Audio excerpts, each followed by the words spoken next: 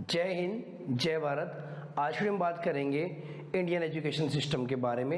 इस वीडियो में आपको बताऊंगा कि हम इंडियन एजुकेशन सिस्टम इतना बर्बाद, इतना ख़त्म सिंह, इतना बेकार क्यों है। पहली बात तो आप ये समझो कि जो आज से आप कहते हैं इंडियन एजुकेशन सिस्टम, असल में इंडियन एजुकेशन सिस्टम है नहीं, वो अंग्रेजों द्वारा लाया हुआ एजुकेशन सिस्टम है।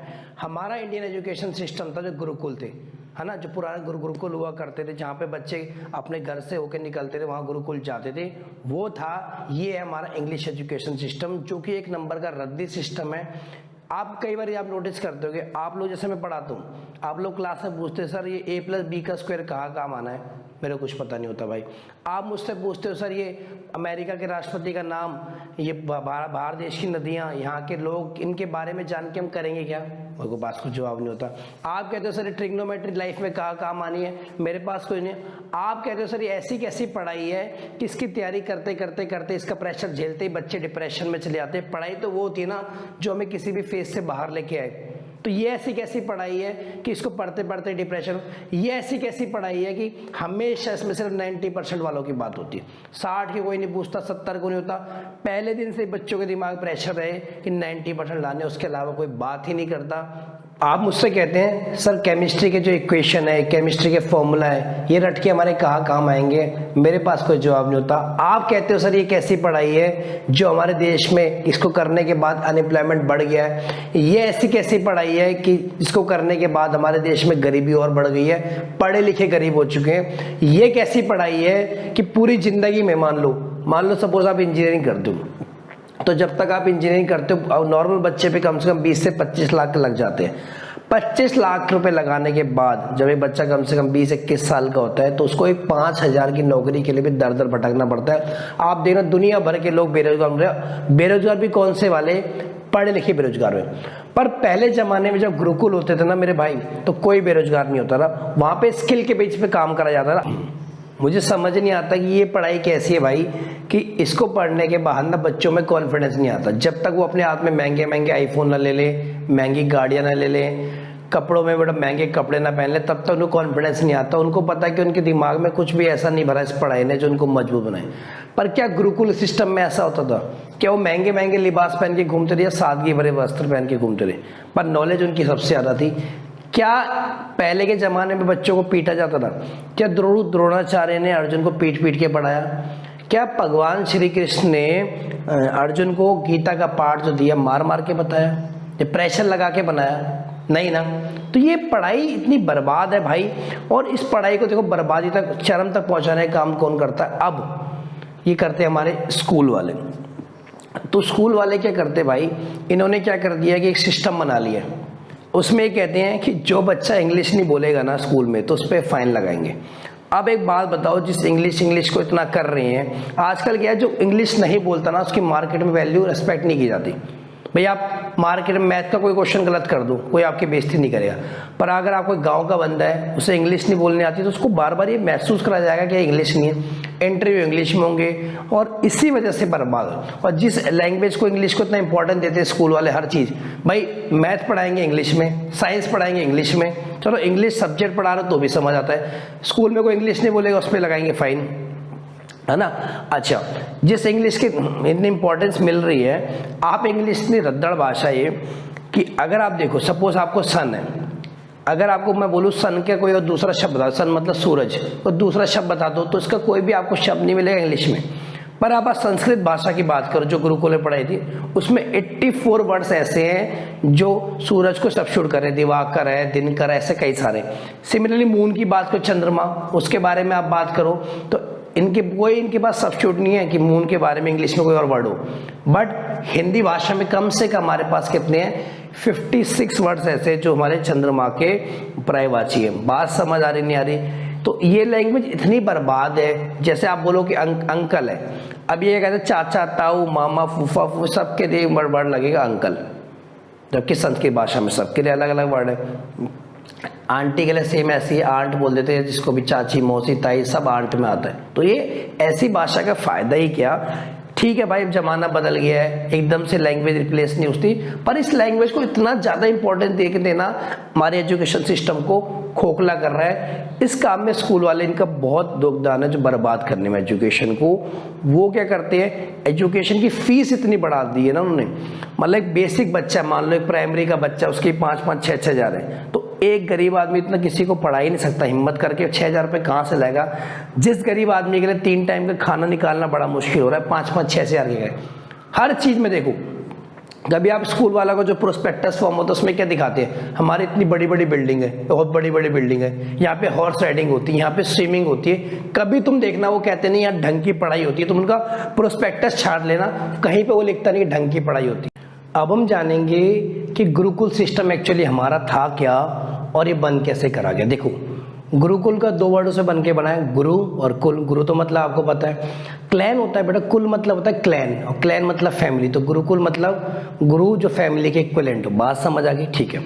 अब 1835 पे चलते हैं। लॉर्ड बेबिंगटन मैकॉले आया, उसने क्या करा, उसने बोला कि यार एक बार मैं सर्वे करता हूँ इंडिया के कल्चर के बारे में, इंडिया के एजुकेशन सिस्टम किस तरह चलता है। तो उसने कुछ बंदे काम पे लगाए, और जब सर्वे पूरा हुआ तो सबसे पहले उन्होंने पूछा कि इंडिया में लिटरेसी रेट क्या है 1835 में। तो उन्होंने बोला कि यार इंडिया में लिटरेसी रेट, साउथ इंडिया की बात करूँ तो पूरा 100% है, वेस्ट इंडिया की बात करूँ तो 98% है, नॉर्थ और ईस्ट इंडिया की बात करूँ तो 87-85, मतलब इतना ज़्यादा लिटरेसी रेट हमारे इंडिया में उस समय था 1835 में। तो जो लोग कहते हैं ना कि अंग्रेज नहीं आते तो हम लोग भाई अनपढ़ रह जाते हैं, हमें कुछ नहीं है, उनको तो समझ जाना चाहिए इस बात से। जिस इंग्लैंड ने हमारे यहाँ एजुकेशन सिस्टम बनाया, जब वहाँ पे लिटरेसी रेट उसने पूछा कितना है, तो उन्होंने बोला हमारे इंग्लैंड में सिर्फ 17% लिटरेसी, सिर्फ 17%। तो अब तुम समझ जाओ कि कितना ये लोग नॉलेजेबल हुआ थे। अब सुनो, फिर उसने पूछा कि भाई यहाँ पे स्कूल कितने हैं। उन्होंने बोला सर यहाँ पे स्कूल नहीं है, यहाँ पे गुरुकुल है। गुरुकुल में कम से कम 7,50,000 गुरुकुल हमारे हैं गांव में इंडिया के, और हर गांव में एक गुरुकुल है। और जब इन्होंने पूछा इंग्लैंड में क्या है, तो उन्होंने कहा इंग्लैंड में सिर्फ 240 स्कूल है। तो इन्होंने बोला कि हमारे इंग्लैंड के स्कूलों में क्या पढ़ाया जा रहा है। उन्होंने कहा सर वहाँ पे सिर्फ बाइबल पढ़ाई जाती है। उन्होंने पूछा कि वहाँ पे कैसे पढ़ाई जाती है, तो उन्होंने कहा सर वहाँ पे कुल मिला के 18 सब्जेक्ट्स पढ़ाए जाते हैं। और जब भी गुरुकुल का नाम आता है लोगों को लगता है पुराने जमाने के वेद शास्त्र गुरुकुल। आज मैं पूरी लिस्ट में आपको बताऊंगा कि कौन कौन से सब्जेक्ट देखो वहाँ पढ़ाए जाते थे। सबसे पहले जो मोस्ट टॉट सब्जेक्ट था, सबसे ज़्यादा गुरुकुल में पढ़ाया जाता था, वो था हमारा गणित, जिसे मैथ भी कहते हैं, और उस समय के हिसाब से वैदिक मैथ कहते हैं। अगर आपको पता ना हो, ऐसे सीजीएल है, बैंक प्योर रेलवे है, वहाँ पे वैदिक मैथ की शॉर्ट ट्रिक्स का इस्तेमाल होता है। यानी देखो आज 200-250 साल बाद भी उन ट्रिक्स का इस्तेमाल होकर आज भी काम चल रहा है, जिसे आप मेंटल मैथ भी कहते हो, ठीक है। एस्ट्रोलॉजी पढ़ाई जाती थी, एस्ट्रोनॉमी पढ़ाई जाती थी। एस्ट्रोनॉमी ये होता है मेरे भाई प्लांट्स, प्लैनेट्स की, स्टार्स के बारे में स्टडी। मेटलर्जी बनाई थी। मेटलर्जी होती है extraction of metal from the air, कि धातु शास्त्र जिसे कहते हैं, धातु विज्ञान। कारीगरी पढ़ाई थी, जिसे इंग्लिश में कहते हैं वर्कमैनशिप। एस्ट्रोफिजिक्स पढ़ाई जाती थी। एस्ट्रोफिजिक्स बताती है scientific study of physical and chemical structure of planets and stars. बात समझिए। केमिस्ट्री पढ़ाई जाती थी, जिसे हिंदी में रसायन शास्त्र कहते हैं। ये पढ़ाई जाती थी। चिकित्सा शास्त्र, इसमें 2 बातें, एक शल्य चिकित्सा और एक औषधि। शल्य चिकित्सा होती है बच्चे सर्जरी, और औषधि होती है हमारी ये जो होती है मेडिसिन वाली। तो इतने सारे सब्जेक्ट पढ़ाए थे। योगा पढ़ाया जाता था, जो योगा के लिए आज की जिसकी पॉपुलैरिटी हो गई, योगा पूरी दुनिया कहती है। जब भी आप किसी डिप्रेशन फेज से चलते हो, आप परेशान होते हो, आपका माइंड स्थिर नहीं होता, वो हमेशा आपको डॉक्टर एडवाइस देते हैं नॉर्मल लोग कि योगा कर, मेडिटेशन कर। तो आज से कितने साल पहले ही पढ़ाई जाती थी। फिजिकल एजुकेशन पढ़ाई जाती थी, वेद पढ़ाए जाते थे, उपनिषद पढ़ाए जाते थे, इतिहास पढ़ाए जाते थे, पुराण पढ़ाए जाते थे, धर्मसूत्र पढ़ाए जाते थे, संस्कृत लैंग्वेज पढ़ाए जाते थे। इतने सारे सब्जेक्ट पढ़ाए जाते थे। फिलॉसफी पढ़ाई जाती थी। या जब भी तुम लाइफ में परेशानी में आते हो, सपोज मान लो तुम्हारे पे 2 करोड़ का कर्जा हो गया, तो अभी आप तुम अखबार उठा के देखना, तुम जगह जगह अखबार में पढ़ते हो किसी इंसान पे 20 लाख का कर्ज, उसने अपने गोली मार ली। तुम पढ़ते हो किसी का बच्चा बीमार है, वो डिप्रेशन में चला गया। किसी बच्चे का IIT में एडमिशन नहीं हो, सुसाइड कर लिया उसने। किसी को कोई दिक्कत है, किसी को बीमारी है तो इलाज नहीं हो पा रहा तो दिक्कत है, किसी से पैसे की तंगी है तो उसने गया, किसी को भूखा मर गया। तो ये सारी चीज़ें क्यों हो रही है? क्योंकि अब जो पढ़ाई हो रही है उसका कोई स्टैंडर्ड ही नहीं है। वो 2 पैसे की पढ़ाई नहीं है, 2 कौड़ी की पढ़ाई नहीं है। क्योंकि जो मेन चीज़ होती है, देखो भगवत गीता जो है, गीता की नॉलेज पहले पढ़ाई जाती थी। अभी आप देखो जितने भी IITians होते हैं, जितने भी लोग होते हैं, बड़े बड़े लोग, उनको मोटिवेट कौन कर रहे होते हैं? धर्मगुरु, ये जो प्रचार करते गुरु को वगैरह जो। तो इसका मतलब कहीं ना कहीं उनके पास कुछ तो नॉलेज है। और क्या नॉलेज किसकी है? शास्त्रों की, वेदों की, पुराण की, लाइफ की, जो कि हर फेस से हमें बचाती है। अच्छा, इस तरह से चला तो इतनी सारी नॉलेज, देखो डिफेंस की नॉलेज दी जाती थी। डिफेंस यानी शस्त्र वस्त्र चलाना। तो होता क्या था गुरुकुल में, जैसे बच्चा कोई 5 साल का या 7-8 साल में वो गुरुकुल चला जाएगा, अब कम से कम 15 साल रहेगा वहाँ पे वो गुरुकुल के पास, गुरु के पास ही जाएगा शिक्षा ग्रहण करने के लिए। कम से कम उसको 15 साल लगेंगे। अच्छा, जो सब्जेक्ट पढ़ाए जाते थे, ऐसा नहीं कि सारे एक ही बारी में सारे सब्जेक्ट पढ़ा दिए। हर सब्जेक्ट 8 महीने, 9 महीने, 1 साल पढ़ाया जाता था और सारे सब्जेक्ट पढ़ाए जाते थे। पर मास्टरी किसी एक ही सब्जेक्ट में होती थी। तो इतना बड़ा कल्चरल हेरिटेज था हमारा, जिसको उन्होंने खत्म कर दिया। इन्होंने पूछा फिर कि यार एक बात बताओ कि वहाँ पे जो एक गुरुकुल है, वहाँ पे कितने बच्चे एक साथ पढ़ते हैं? तो उन्होंने कहा सर, जो मैंने सबसे छोटा गुरुकुल देखा है वहाँ पे पढ़ते हैं 200 बच्चे, और सबसे बड़े गुरुकुल में 20,000 बच्चे। और पढ़ाने का सिस्टम ऐसा है कि मान लो एक गुरु ने 50 बच्चों को ट्रेन कर दिया, अब वो 50 बच्चे, एक बच्चा 50 को, फिर 50 को, 50 को, 50 को, ऐसे ट्रेन करके एक साथ 20,000 बच्चे पढ़ते हैं। और जो इंग्लैंड के स्कूलों की हालत थी भाई, वो तो छोटे छोटे गैराजों में बनाए, जरा से जगह में। जो हमारे गुरुकुल थे बहुत बड़े बड़े एरिया में, बहुत बड़े बड़े हेक्टेयर में थे। तो बैडमिंटन मोकले ने कहा कि इनके सिस्टम को बंद करना पड़ेगा, और 1858 में सॉरी, ये लेके आए एजुकेशन एक्ट। अब इन्होंने कहा कि जितने भी संस्कृत वाले स्कूल हैं, ये नल एंड वॉइड है, इनकी मान्यता खत्म है, और कोई भी इनसे पढ़ के आएगा तो उसको कोई नौकरी नहीं दी जाएगी, कोई पानी नहीं दिया, कोई पूछेगा नहीं समाज में। और अपने लिया है कॉन्वेंट स्कूल। हमारे गुरुओं ने रेसिस्ट करा, से खिलाफ कही, तो उन्होंने उसको हमारे गुरु को मारा, पीटा, हर तरह से इन्होंने उसके यातनाएं दी, और लेके आ गए अपने स्कूल। और यही 3rd क्लास स्कूल जो है आजकल चलते जा रहे, जिसमें सिर्फ इंग्लिश की बात होती है। और जो हमारा रिच हेरिटेज था उसको नेस्तनाबूद नाबूद कर दिया, उसको जड़ से खत्म कर। जानेंगे कंपैरिजन मॉडर्न एजुकेशन सिस्टम का और गुरुकुल में। सबसे पहले मैं फीस की बात करूँ। गुरुकुल शिक्षा में बेटा कभी भी फीस नहीं ली जाती थी, वहाँ पे गुरु दक्षिणा होती थी। और गुरु दक्षिणा कभी होता है कि वो अपनी मर्जी से देते थे, या कभी किसी गुरु ने कुछ बोला तो उन्होंने पूरा कर दिया। अभी मॉडर्न एजुकेशन सिस्टम की बात करूँ या स्कूल्स की बात करूँ, वहाँ गुरु दक्षिणा वाला सिस्टम नहीं भाई। चाहे वो प्राइमरी स्कूल की पढ़ाई, अगर प्राइवेट स्कूलों की बात करूँ, 5,000, 6,000, 10,000, 15,000, महंगे से महंगे स्कूल है ना। और डोनेशन भी बहुत लगती है उनमें। अगर मान लो आपको एडमिशन कराना है किसी नामचीन स्कूल में, तो वहाँ पे दुनिया भर का पैसा लगता है। जिसने जितना ज़्यादा पैसा भरा उसका एडमिशन हो जाता है। और जो गरीब आदमी है उनके लिए कोई ऐसा वो नहीं है कि उनका प्रावधान नहीं है कि उनका कोई एडमिशन हो पाए। ठीक है, लैंग्वेज की बात करूँ, मीडियम कौन सी भाषा में पढ़ाया जाता है ये जो एजुकेशन? गुरुकुल में भाई सिस्टम होता था हमारा संस्कृत का, है ना। संस्कृत में सारी चीज़ें पढ़ाई जाती है, श्लोक से लेके वेद पुराण जो भी पढ़ाई है संस्कृत होता। अभी मॉडर्न एजुकेशन सिस्टम में या स्कूल में होती हूँ इंग्लिश में। भाई इंग्लिश तो इंग्लिश में होगी, मैथ भी इंग्लिश में होती है, साइंस इंग्लिश में, SST इंग्लिश में, और 1-2 भाषा वो आजकल नया चलन चला है कि फ्रेंच, जैपनीज, स्पेनिश एक आध भाषा वो डाल देते हैं, जिसका हमारे सिलेबस में होना होता है। अगर मैं बात करूँ आपसे टीचिंग मेथड, तो गुरुकुल के टाइम पे जब मैं बात करूं, वहाँ पे पढ़ाने का क्या था कि देखो शो ऑफ ज़्यादा नहीं होता था। वहाँ पे एक छोटी सी कुटिया होती थी, सादे कपड़े पहनते थे, कोई प्रमोशन नहीं होता, कोई प्रचार नहीं होता था। और स्टूडेंट जो है, कोई भी जो शिष्य होते थे, टीचर के पास जाते थे, गुरु के पास जाते थे, और वहीं पर आके उनके साथ रहते थे। अभी क्या है, अब की जो स्कूल है वहाँ पर शो ऑफ चलता है। उनका शो ऑफ है, उनका पढ़ाई का कंटेंट बहुत कम होता है। उनका शो ऑफ होता है बड़ी बड़ी बिल्डिंगें, बड़े बड़े AC, स्विमिंग पूल है, यहाँ पे हॉर्स राइडिंग है, क्रिकेट एकेडमी है। पढ़ाई के अलावा हर एक चीज़ पे उनका रहता है, और वो सेल्समैन ज़्यादा लगते हैं एज कम्पेयर टू स्कूल्स वाले। ठीक है, चौथा पॉइंट है मेरा अटेंडेंस यानी हाजिरी। गुरुकुल में हमेशा शिष्यों की अटेंडेंस 100% रहती थी, क्योंकि एक तो पढ़ाई भी वहाँ पे बहुत अच्छी तरह से होती थी, क्लोज टू नेचर होती थी, खुले आसमां के नीचे होती थी, और शिष्य मैंने आपको बताया गुरु के साथ ही रहते थे, तो 100%। अभी स्कूलों की बात करूँ तो वहाँ पे सिर्फ एक ही 75% अटेंडेंस होनी चाहिए, कुछ भी करके।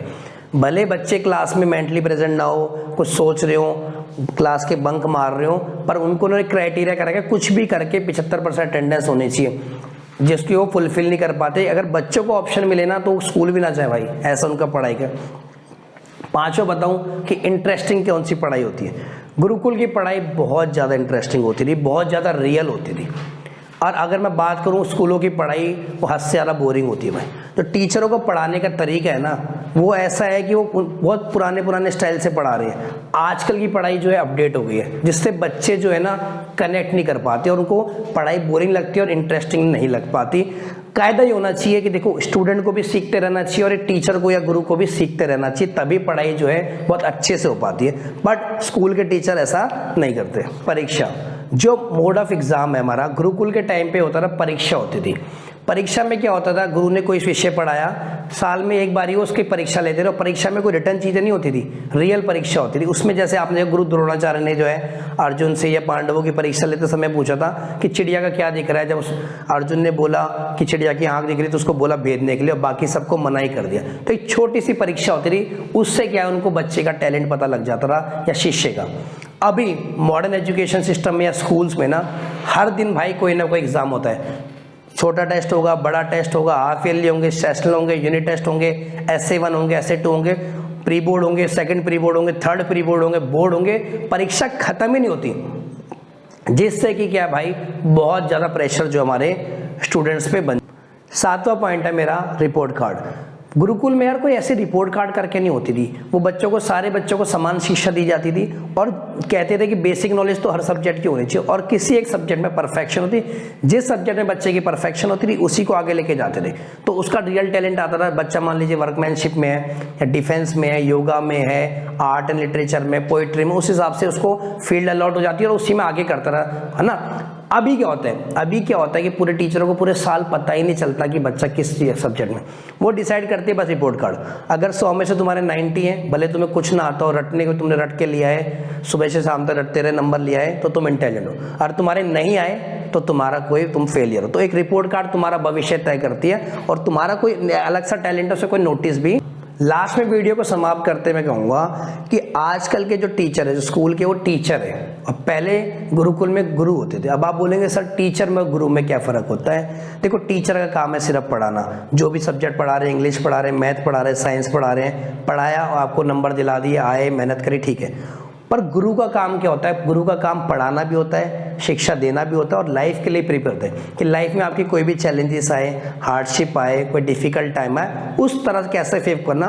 तो गुरु में वो कैपेबिलिटी होती है कि आपको हर फेज से बाहर निकाल पाए। तो कहीं ना कहीं ये है कि हमारा जो गुरुकुल एजुकेशन सिस्टम था लाख गुना बहुत बढ़िया था। इसमें जो हमारा स्कूल वालों एजुकेशन सिस्टम है, जितना जल्दी गुरुकुल का सिस्टम वापस आएगा या फिर लोग अप्लाई करेंगे या लोग बिलीव करेंगे, उतना बड़ी जल्दी हमारा भारत, हमारा इंडिया, हमारा हिंदुस्तान आगे बढ़ेगा। इस वीडियो को यहीं समाप्त करते हैं, तब तक के लिए जय हिंद, वंदे मातरम।